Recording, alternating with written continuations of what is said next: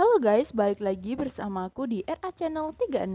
Nah, kali ini aku bakal ngelanjutin series drama Korea yang berjudul Red Balloon. Pastinya di episode ini makin seru ya guys.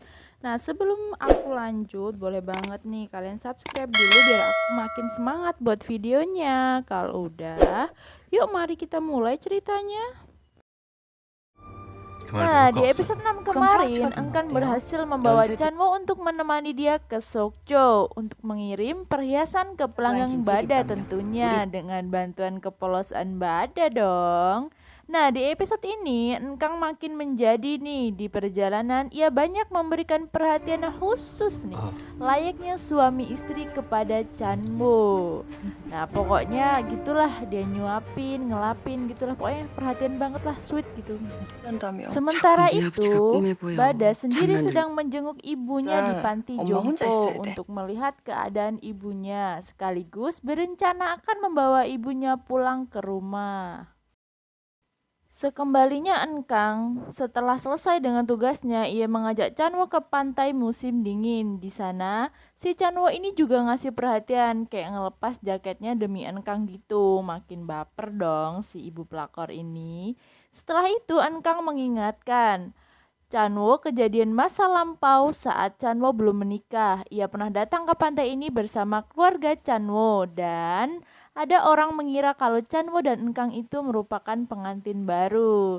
Di situ, Chanwo memuji kepintaran Engkang karena masih mengingat hal seperti itu. Namun, sebenarnya hal tersebut diingat Engkang karena hal tersebut berkesan. Sekembalinya mereka dari pantai, mereka mengobrol tentang laki-laki yang dikenalkan Bada merupakan duda dan cincin yang diberikan kepada Engkang yang ternyata merupakan cincin yang dipesan oleh klien Bada. Namun tidak jadi karena pernikahannya batal. Nah, di sini rasa jengkel Engkang terhadap Bada makin memuncak nih, karena ia merasa perlakuan Bada tak seharusnya seperti itu. Di tengah obrolan mereka, Bada menelpon Chanwo karena tahu kalau udah ditelepon Bada, ia pasti keburu pengen pulang. Jadi, ia berpura-pura sakit perut dengan alasan gangguan pencernaan. Nah, trik ini berhasil mengulur waktu Chanwo untuk tetap memberikan perhatian terhadap Engkang dan selalu bersama Engkang. Sesampainya ia di rumah, ia diajak mengobrol Bada perkara ibunya yang akan dibawa ke rumah, tapi Chanwo belum mengizinkannya karena ia mau meminta izin ibunya terlebih dahulu. Di sini Bada marah kepada Chanwo karena ia merasa apa-apa harus meminta izin ibu mertuanya dahulu, padahal ia cuma pengen merawat ibunya yang lemah jantung itu di rumah. Di sini Chanwo memberi pengertian kepada Bada agar obrolannya dilanjut setelah ia kembali dari seminar. Selanjutnya, Namchul yang sudah kembali dari berkemahnya dengan Ensan telah disambut oleh ayah mertuanya. Di sini dia dan Ensan membayangkan ehemnya itu loh dengan Ensan. Pagi harinya, Ensan terlihat sangat bahagia dan cerah gitu mukanya, kayak abis dikasih amunisi gitu. Ia juga memberikan perhatian kepada bosnya yang sekaligus kekasihnya itu. Ia bahkan memberikan surat di dokumennya dan mengungkapkan bahwa kemahnya kemarin adalah yang terbaik gitu katanya. Ya iyalah yang terbaik, orang ada ahm-ahmnya. Coba kalau enggak ya be aja. Pagi itu juga Engkang bertemu lagi dengan Chanwo. Mereka bepergian membeli sweater untuk ayah Chanwo. Di saat yang sama, Bada juga ada di pusat belanja itu. Bada melihat mereka berdua, akan tetapi karena tertutup oleh tiang, ia kurang jelas. Ia memastikannya dengan memperhatikan sekitar, namun tidak ketemu. Setelahnya, Chanwo mampir ke rumah ayahnya untuk memberikan sweater sekaligus menawarkan ART yang akan mengurus rumah mereka. Selanjutnya, di saat Bada sedang bekerja, ia teringat pembicaraan ibunya yang akan pergi meninggalkan dia. Akhirnya, ia tanpa berpikir panjang menelpon Engkang dan menjemput ibunya bersama. Selanjutnya, ketika membereskan kamar untuk ibu Bada, Bada didukung oleh Engkang untuk mengurus ibunya dengan mengatakan kalau dia wanita mandiri dan tidak ada yang salah ketika anak ingin merawat ibunya yang sedang sakit. Dukungan itu pasti dengan maksud agar rumah tangga Bada dan Chanwo memanas karena keegoisan Bada. Wah, pinter ya, cerdik juga sih ibu pelakor ini, the real musuh dalam selimut kalau ini. Saat makan siang di kantor Namcul, tiba-tiba si Ensan nyerobot antrian dan mengatakan ia akan makan siang di kantor. Dan ia juga memberikan perhatian ke Namcul dengan mengambilkan beberapa lauk. Ia juga menghibur Namcul. Duh, yang lagi kasmaran ya. Selanjutnya terlihat Engkang berjalan ke kantor Bada. Di sana ia mencuri desain perhiasan Bada. Tanpa ia ketahui, Bada juga datang ke kantor. Ia kaget melihat Engkang yang ada di kantor. Namun di saat ditanyai, ia menjawab kalau ia sedang memilah biaya paten tahunan Bada. Karena memang Bada malas mengerjakannya, jadi ia senang-senang aja. Udah gak curiga lagi dong si Bada. Pinter juga musuh dalam selimut nih. Senggol dong. Di saat Chanwo pulang dari seminar, ia kaget kalau ibu mertuanya sudah di rumah. Saat membicarakannya dengan Bada, Bada bersikap seperti rekomendasi Engkang tadi. Ia bersikap seolah membawa ibunya yang sedang sakit tak perlu izin siapapun. Di saat Engkang sedang di tempat belajar, ia ditelepon oleh ibunya. Ibunya akan melabrak ayahnya yang sedang berselingkuh di tempat salon. Nah, jelas itu dicegah oleh Engkang, akan tetapi ibunya tetap datang dan memukuli si pelakor tersebut hingga babak belur. Sepulangnya, ibunya terus menangis. Ketika itu, kakak beradik ini memarahi ibunya karena tidak bersikap sebagai ibu, tidak dewasa gitu maksudnya. Ia juga memarahi ayahnya, namun ayahnya terus saja tidak merasa bersalah. Akhirnya, ia menemui pelakor dan mengancamnya. Si pelakor itu kaget karena Engkang mempunyai sifat mengerikan. Karena ancaman si Engkang, si pelakor itu pergi dari tempat kerjanya. Terlihat Chanwo yang menemui kedua orang tuanya untuk meminta izin bahwasanya ibu mertuanya yang akan tinggal di rumahnya. Nah, ibunya jelas tidak mengizinkannya, namun ayahnya memberikan semua keputusan kepada Chanwo. Sepulangnya dari rumah ayahnya, ia melihat Engkang yang sedang memasak untuk ibu mertuanya. Ia berbicara berbisik-bisik dan mengucapkan terima kasih. Dengan ucapan terima kasih itu, ia akan merawat Engkang di klinik kecantikan. Namun perlakuan Chanwo itu dilihat oleh ibu mertuanya dan membuatnya salah paham. Akhirnya Engkang disuruh pergi. Setelahnya Engkang menelpon Bada dan menjelaskan kepada Bada apa yang terjadi.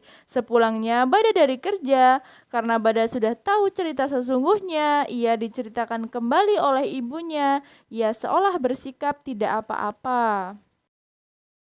Di kantor Namcul, persediaan camilan sudah habis. Ansan meminta kekasihnya itu untuk mengantarkannya dengan alasan ia tidak mempunyai mobil. Akan tetapi, tiba-tiba ayah mertuanya datang ke kantor dan tidak melihat kedua karyawannya itu di kantor. Di saat sedang melihat-lihat, ia melihat tanaman yang persis di kedua meja Namcul dan Ansan. Sepulangnya mereka dari belanja, mereka kaget melihat bapak mertuanya sudah ada di kantor. Namun, Ansan cepat tanggap dan menjelaskan apa yang terjadi kalau ia meminta bosnya itu untuk mengantarkannya membeli makanan di swalayan.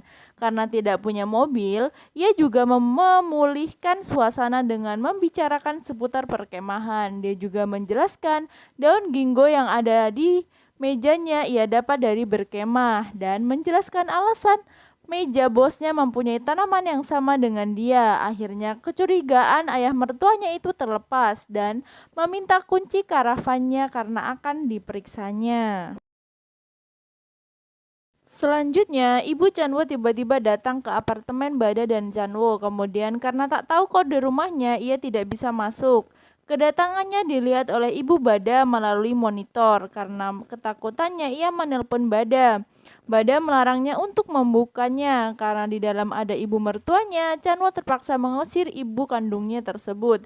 Setelahnya, Bada yang panik menemui Chanwo sambil marah-marah karena Chanwo belum meminta izin keluarganya dan kenapa harus meminta izin kalau ingin merawat ibunya. Akhirnya perdebatan mereka semakin memanas dengan bumbu-bumbu, sedikit kekerasan terjadi kepada mereka berdua. Karena kejadian tersebut, Chanwo menemui Engkang untuk curhat. Nah, di saat sedang menjelaskan keadaan Bada, Enkang memberitahu Chanwo kalau Bada sedang melunasi hutang ayahnya. Akan tetapi itu semua diklaim keceplosan oleh Enkang dan akhirnya karena permintaan Chanwo, ia menceritakan semuanya ke Chanwo. Dasar, emang bener-bener si Enkang ya. Ada maunya aja nih dia kayak gini.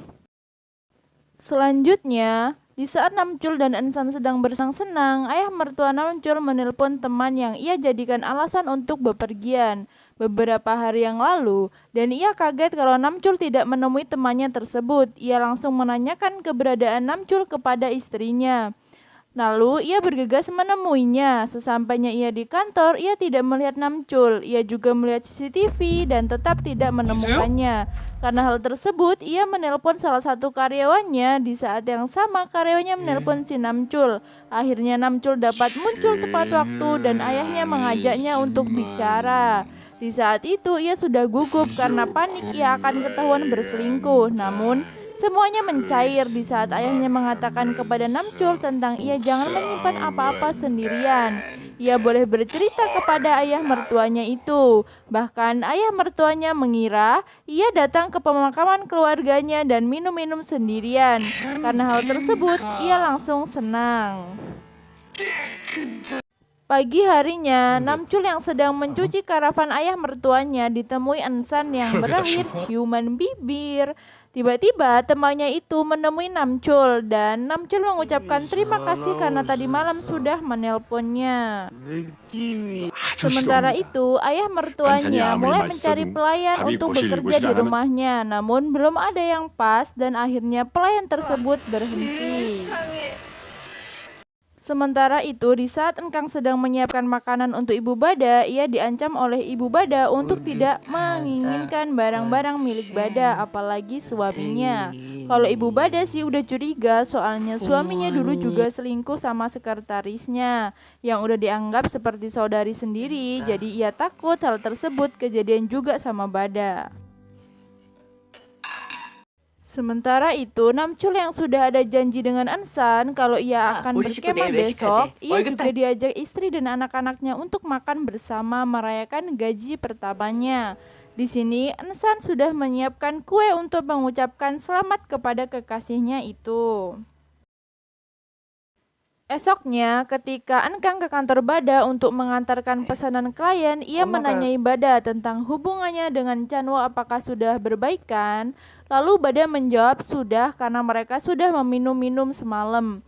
Ia juga memberikan sedikit bara api agar Bada tetap egois tentang merawat ibunya.